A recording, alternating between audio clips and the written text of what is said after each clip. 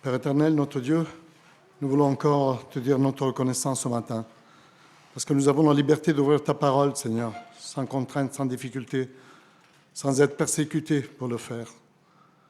Alors que nous savons qu'ailleurs dans le monde, beaucoup ont des difficultés, Seigneur, beaucoup sont restreints pour ouvrir cette parole.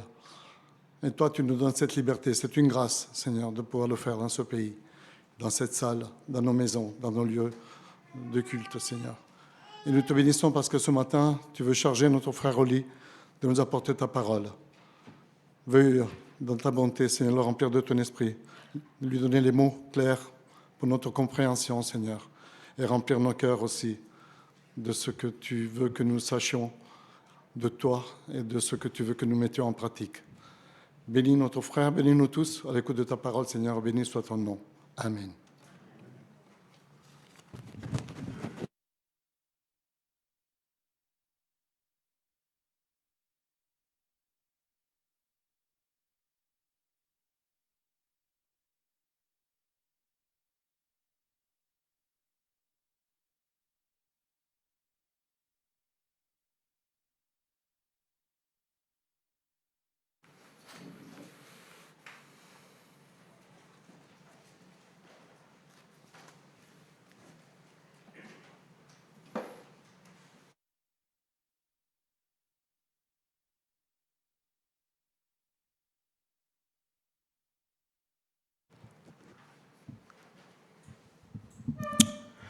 Bonjour à tous. Alors, je ne sais pas, mais pour vous, j'imagine qu'on a tous, chacun ici, des rêves. Et j'aimerais vous en partager un de mes rêves. Je donnerais cher pour voir la vidéo de mes premiers jours sur cette terre. Voilà, c'est l'un de mes rêves. J'y pense des fois. J'imagine souvent la joie de mes parents. J'imagine souvent mes parents autour de ce berceau, essayer de me dire mais qu'est-ce qu'il y avait dans leur cœur, qu'est-ce qu'ils réalisaient à ce moment-là. Voilà, c'est quelque chose qui m'émerveille et des fois qui me fait rêver de penser à ça. Et d'ailleurs à ce sujet, nous nous réjouissons parce qu'au niveau d'église, voilà, on a eu 2 nouvelles naissances avec Philippa, Alexis, mais aussi avec Alex et Déborah. Merci Seigneur qui nous bénit avec de nouveaux bébés qui débarquent dans l'église. À défaut de me montrer la vidéo de ma naissance, Dieu m'a émerveillé avec une autre naissance.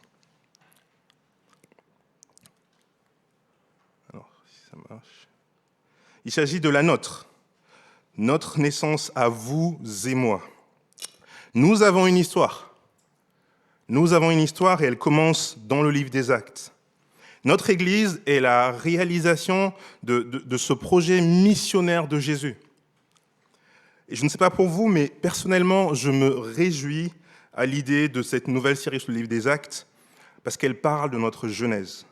Elle parle de nous. Mais il y a une autre raison encore qui me réjouit. Eh bien, nous allons être parents. Nous allons être parents. Je m'explique. Nous sommes actuellement dans une dynamique d'implantation où on réfléchit à une nouvelle église. Dieu nous fait la grâce, la joie de voir naître au milieu de nous, au travers nous, une nouvelle église. Nous allons pouvoir nous réjouir des premiers pas. Nous allons pouvoir prier pour la croissance de cette église, pour les personnes qui rentrent dans cette église-là. Prier pour que l'évangile progresse dans notre agglomération. Quoi de mieux que ce livre des Actes pour nous encourager dans ce sens? Notre Seigneur, il donne clairement le coup d'envoi du mandat missionnaire à partir de Jérusalem, mais on voit au travers du livre des Actes qu'il y a plusieurs églises qui vont naître. Et moi, c'est quelque chose qui me réjouit. Et ce matin, si vous vous interrogez sur l'origine du christianisme, au travers de cette série, vous aurez des éléments de réponse. Alors ne loupez aucun épisode, il y en aura plusieurs. Profitons également de la série peut-être pour mûrir certaines réflexions grâce aux notes que nous allons prendre. Et si jamais vous avez des questions, vous pouvez aller voir les responsables, les anciens. Sans plus tarder, je vous invite à prendre vos Bibles. On va lire dans le livre des Actes le premier chapitre. C'est la page 706. pour ceux qui ont ces Bibles-là.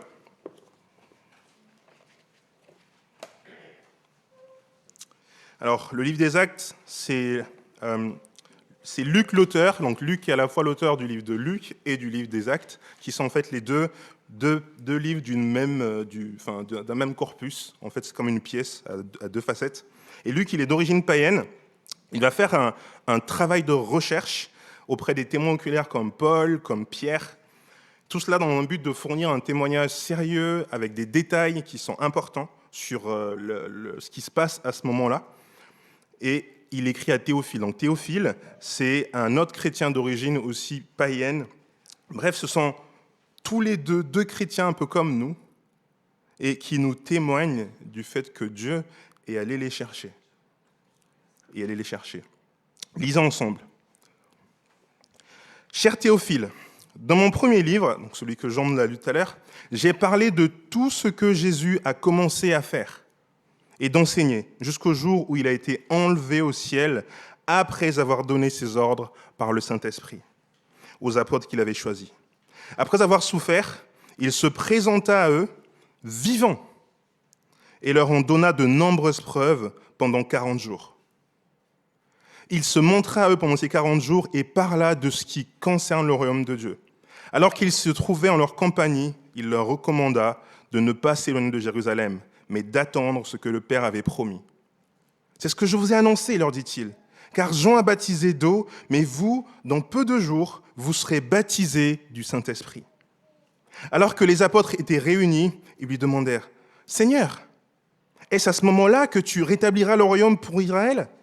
Il leur répondit, « Ce n'est pas à vous de connaître les temps ou les moments que le Père a fixés de sa propre autorité, mais vous recevrez une puissance lorsque le Saint-Esprit viendra sur vous, et vous serez mes témoins à Jérusalem, dans la Judée, dans la Samarie et jusqu'aux extrémités de la terre. » Après avoir dit cela, il s'éleva dans les airs pendant qu'ils le regardaient, et une nuée le cacha sous leurs yeux. Je vais m'arrêter là pour cette première lecture, après on lira la suite. Dans ces 9 premiers versets, eh bien, Luc nous montre une chose. Luc nous montre que Dieu est l'acteur au cœur de ce projet missionnaire. Luc est l'acteur au cœur de ce projet missionnaire. Dieu est à l'origine de la naissance de l'Église, mais aussi de la croissance qu'elle va avoir. Est-ce que vous avez remarqué les références à Dieu dans le passage qu'on vient de lire ? Luc nous mentionne Jésus, mais il nous parle également de Dieu le Père. Il nous parle du royaume de Dieu, il nous parle du Père qui a promis l'Esprit. Plusieurs livres, plusieurs années, plusieurs siècles avant, Dieu avait promis que l'Esprit Saint viendrait dans l'Ancien Testament. Et cela est en train de se réaliser. Autrement dit, dans ce qu'on vient de lire, on a la Trinité, la personne de la Trinité qui est omniprésente. Elle est pleinement présente dans ce projet. Dieu le Père, Dieu le Fils, Dieu le Saint-Esprit. Et j'aimerais qu'on puisse regarder un peu plus davantage, faire un petit focus sur ce qu'on voit sur Jésus et sur le Saint-Esprit dans ce texte. Luc nous présente un Jésus ressuscité. On est après la mort et la résurrection de Jésus. Luc nous présente ce Jésus-là, et c'est ce Jésus-là que les disciples vont voir. C'est ce qu'on voit au verset 3. Après avoir souffert, Jésus se présenta à eux vivant et leur en donne de nombreuses preuves pendant 40 jours. Il est en train de parler au présent dans ce texte. Jésus est mort pour nos fautes, mais maintenant il vit. Et Jésus n'est pas apparu qu'une fois, mais plusieurs fois pendant 40 jours. C'est une preuve irréfutable. Il n'y a plus de doute possible. Jésus est l'acteur au cœur de la mission par la puissance de sa résurrection. L'Église découle de ce miracle-là de la résurrection. Et c'est ce que Luc veut que nous puissions réaliser. Et c'est Jésus qui lance ce projet, c'est Jésus qui lance cette mission-là qu'on voit. Il est en train de dire à Théophile, qui est le destinataire, mais également à nous, regarde, quelle est la raison derrière tout cela. On a un Jésus qui est ressuscité. Au moment où Luc rédige son récit, l'Église vit la persécution. Plusieurs personnes sont probablement mortes parce qu'elles étaient chrétiennes. Il y en a peut-être qui doutent de leur foi, un peu comme peut-être Théophile, Et c'est à ces personnes-là que Luc écrit dans un sens pour leur dire, quand on regarde les 2 livres, il dit, le jour de la crucifixion, ils étaient pleins de tristesse. On le voit dans le récit. Le premier jour de la semaine, ils étaient dans la joie. À la crucifixion, ils étaient désespérés. Le premier jour de la semaine, leur cœur rayonnait de certitude et d'espoir. Quand le message de la résurrection leur parvint pour la première fois, ils étaient incrédules, difficiles à persuader, mais une fois convaincus, ils ne doutèrent plus jamais. Voilà pourquoi ils tiennent en ce moment. Voilà pourquoi ils continuent à tenir en ce moment. Et Luc est en train de mettre le focus là-dessus en s'adressant à Théophile pendant qu'il y a une persécution de l'Église à ce moment-là, pour l'encourager.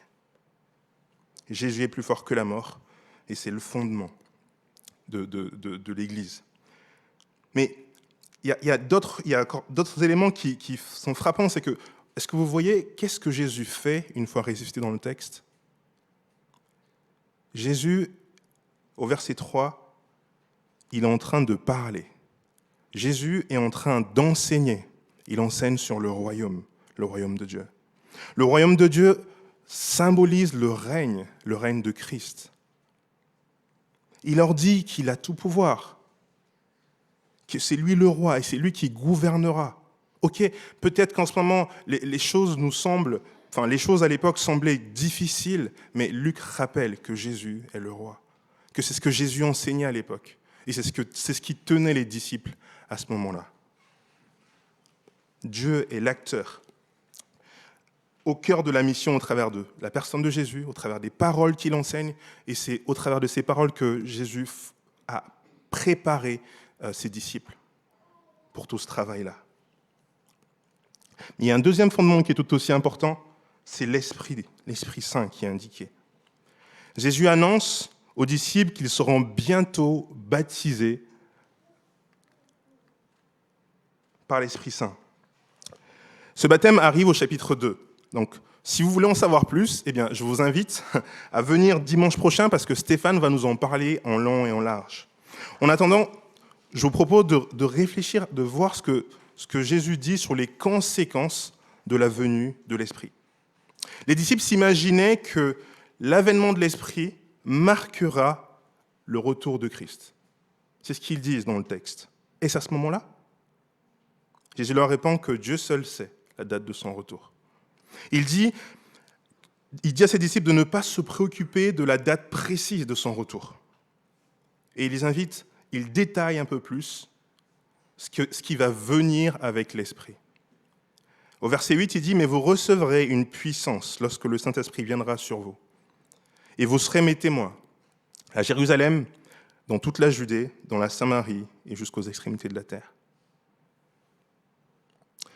Qu'est-ce que cela signifie pour Théophile et pour nous ? Pour Théophile, tous ces chrétiens, Luc est en train de leur dire, tous ces chrétiens sont là à cause de la manifestation de Christ, la manifestation de l'Esprit de Dieu par sa puissance. De même, nous aussi, aujourd'hui, nous sommes là parce que Dieu nous a sauvés.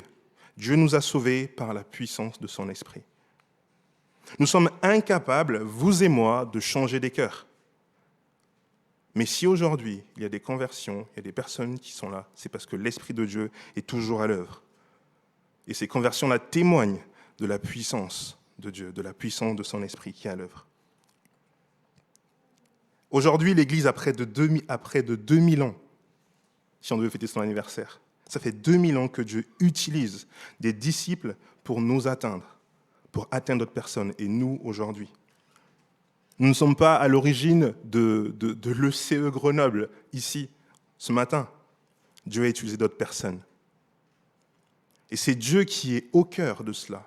C'est Dieu qui nous a amenés ici, quelque part. Grâce au témoignage, grâce à d'autres disciples qu'il a utilisés. Et nous sommes quelque part la conséquence de l'obéissance d'autres disciples et de la manifestation de la puissance de Dieu au travers des dernières années. Qu'est-ce que cela implique pour nous ? Dieu nous appelle, dans ce texte, à poursuivre cette mission.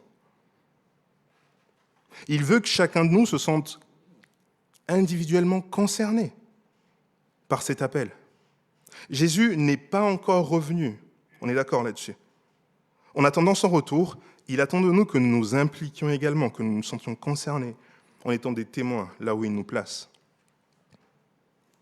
Et si notre vie d'Église est centrée sur nous, sur notre communauté uniquement, eh bien alors, quelque part, on loupe quelque chose. On loupe cette vision-là que Dieu donne dans ce texte.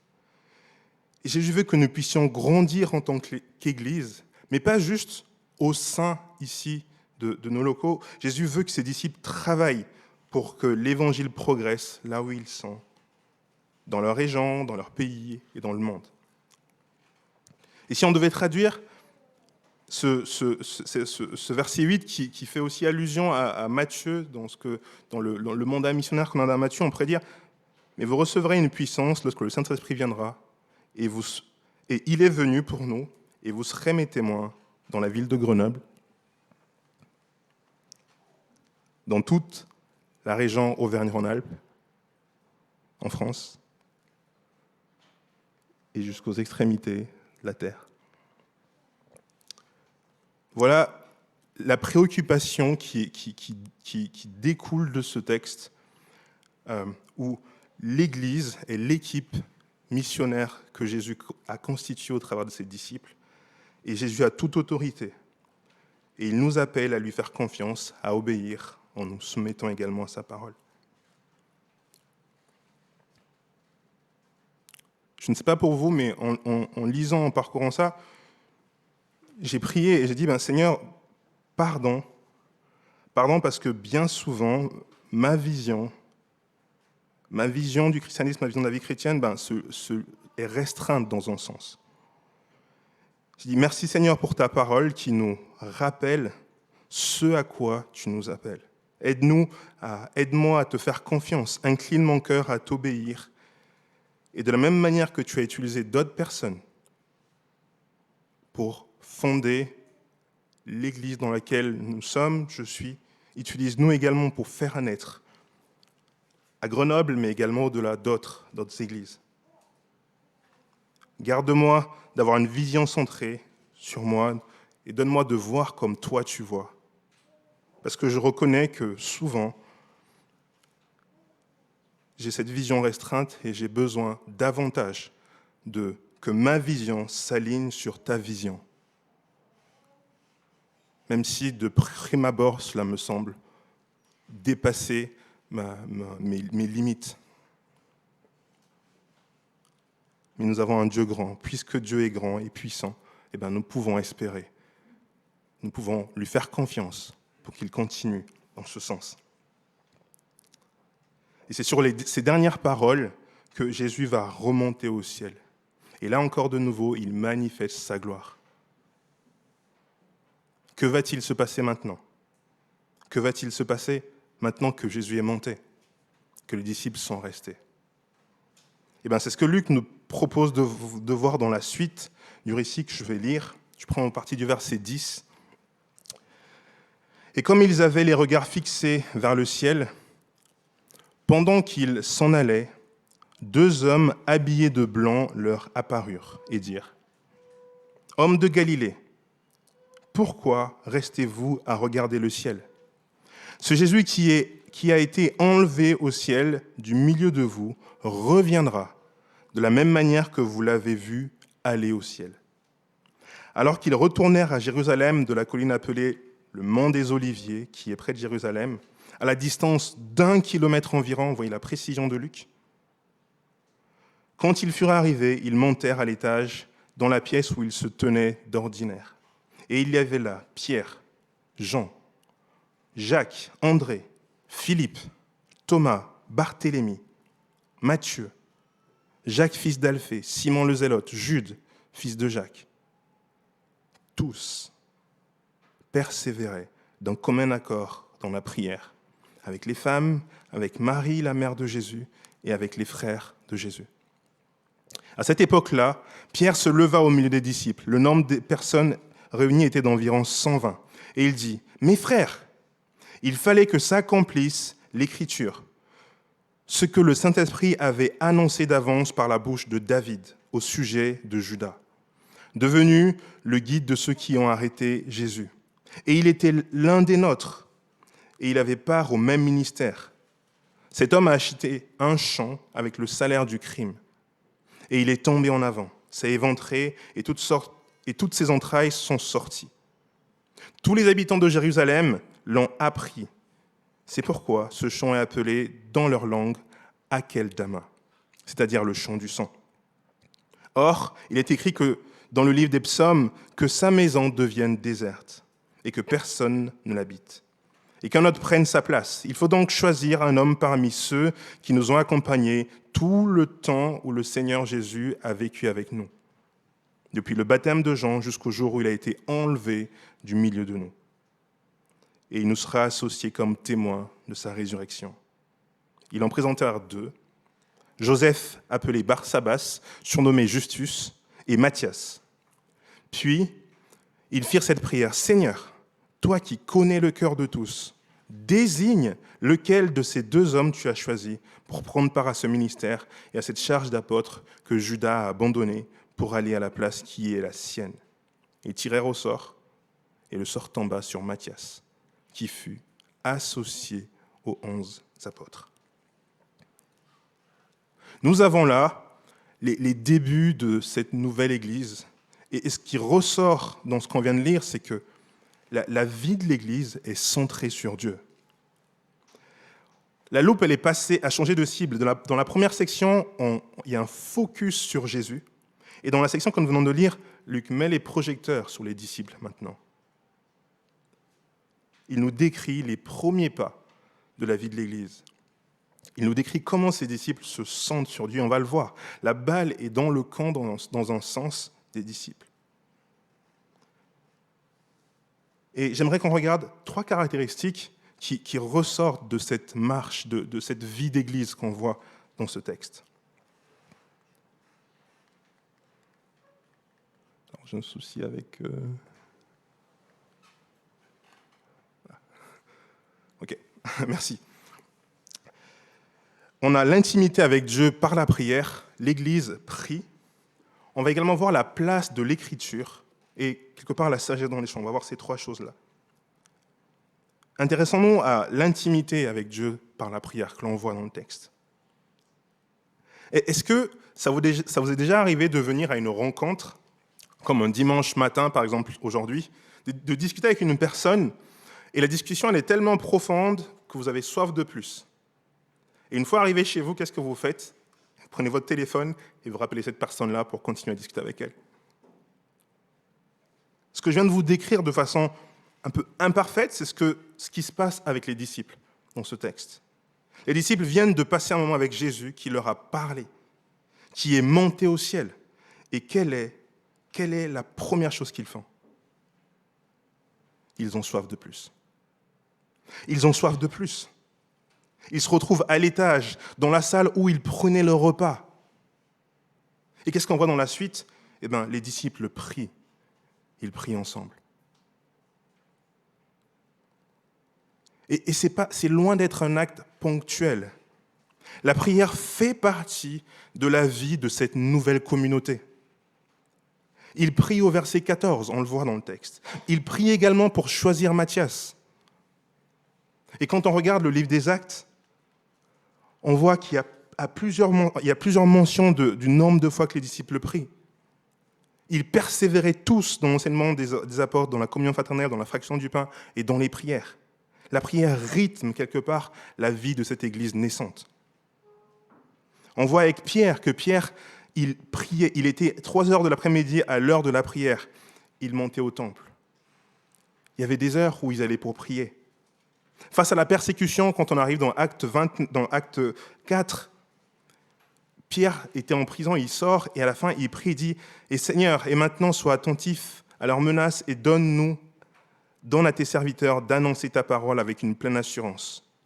Déploie ta puissance pour qu'il se produise des guérisons, des signes miraculeux, des prodiges par le nom de ton Seigneur, ton saint serviteur Jésus. » Quand ils eurent prié, ils prient, ils prient, ils prient. La prière est au cœur de cette église naissante. Et il ne s'agit pas de la prière dans le sens du culte personnel. Il s'agit vraiment de la prière au sens communautaire. Les disciples priaient ensemble. Et au travers de ce qu'on vient de voir là sur le livre des Actes, on voit que Dieu nous appelle à prier, nous encourage à prier ensemble en tant que communauté. Le passage à l'action, juste après que les disciples aient vu Jésus monter au ciel, ce que Luc nous décrit en premier, c'est l'intimité avec Dieu au travers de la prière. Et quelque part, je réfléchis, je me dis, ça ne s'invente pas. Les disciples prient parce que Jésus priait. Les disciples prient parce que Jésus leur a enseigné à prier. Et c'est ce qu'on voit dans le Luc. Regardez, Jésus priait un jour dans un certain endroit. Quand il eut fini, un de ses disciples lui dit, « Seigneur, enseigne-nous à prier, tout comme Jean enseigne à ses disciples. » Jésus avait appris à ses disciples à prier. Et les disciples continuent à vivre cette vie de prière-là. Cela traduit quelque part la dépendance à Dieu. Dieu est Dieu et les disciples recherchent cette dépendance-là à Dieu. Et on voit que la prière est quelque part une discipline, quelque chose de récurrent au sein de la communauté. La prière nous permet de nous focaliser sur Dieu et elle nous révèle le Père. Et en réfléchissant, je me dis, mais en fait, finalement, le manque de prière dans ma vie traduit une forme d'indépendance. Finalement, c'est comme si je devenais centré par mon manque de prière davantage sur moi-même que sur Dieu. Je ne sais pas pour vous, mais je me reconnais dans ce constat que fait John Onwuchekwa. Dans un de ses livres, il dit « Nous ne considérons pas la prière comme une respiration, mais comme un médicament sur ordonnance pour nous débarrasser d'une infection. Avec la disparition de l'infection disparaissent aussi la fréquence et la ferveur de nos prières. »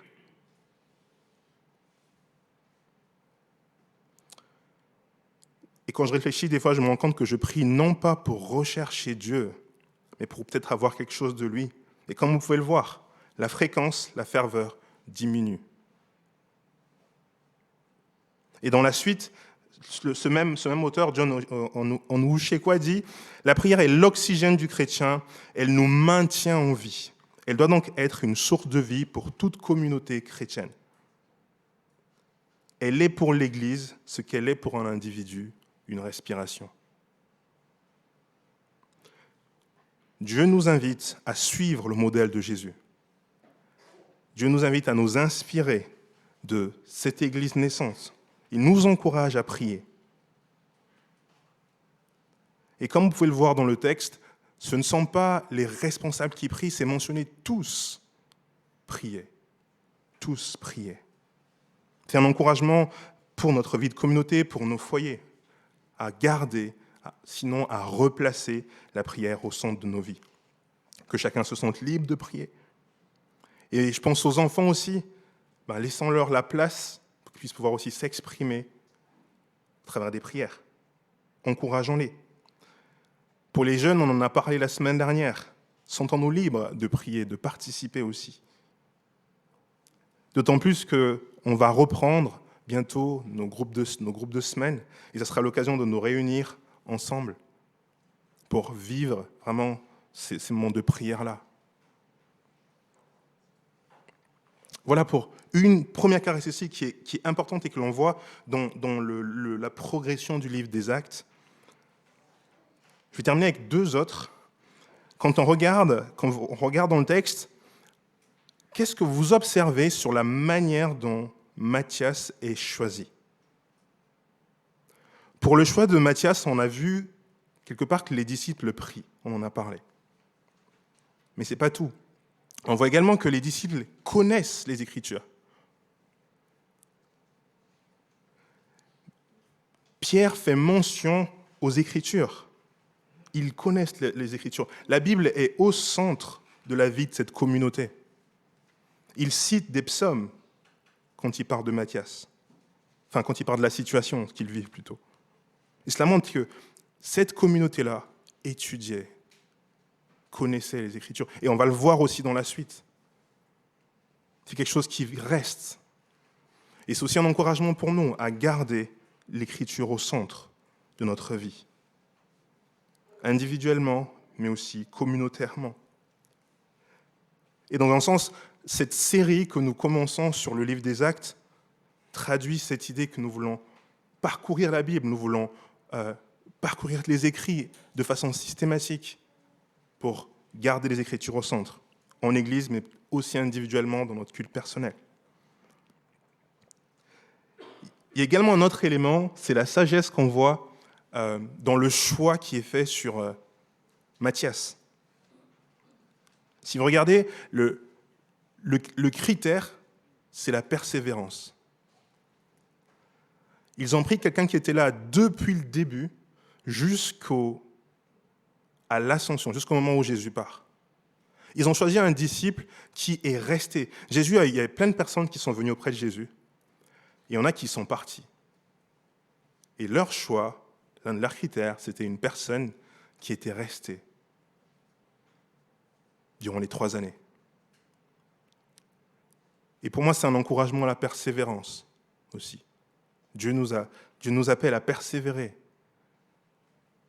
au travers de cet exemple qu'on a.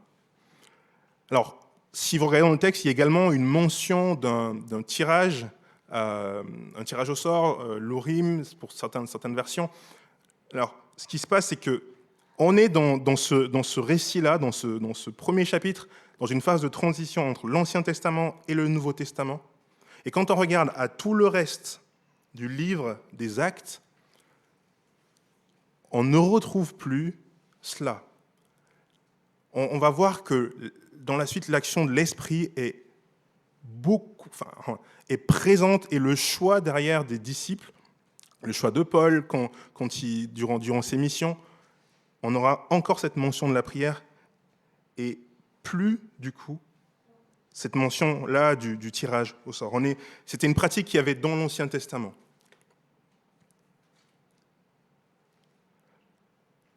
On a là 3 éléments. On voit que l'Église naissante prie.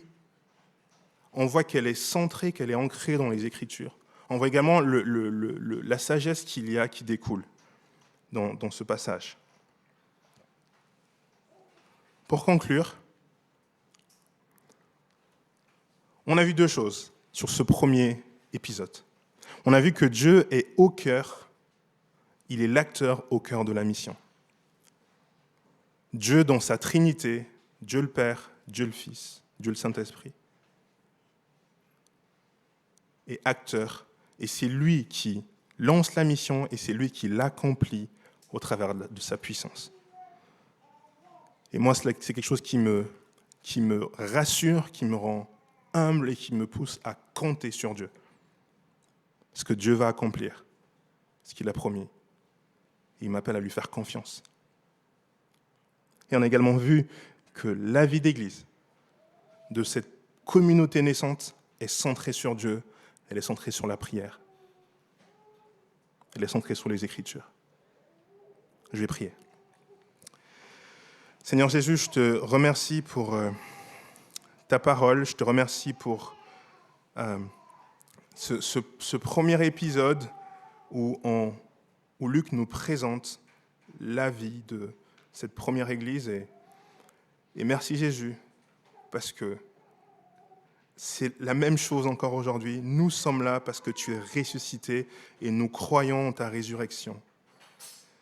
Et Seigneur, nous voulons continuer à vivre ton évangile. Et Seigneur, nous voulons aussi que d'autres personnes puissent découvrir ton évangile. Fais-nous grandir. Aide-nous à plus dépendre de toi au travers de la prière. Dans le nom de Jésus, j'ai prié. Amen. Nous sommes heureux d'avoir passé ce moment ensemble. Rendez-vous dimanche prochain à 10h sur notre chaîne YouTube.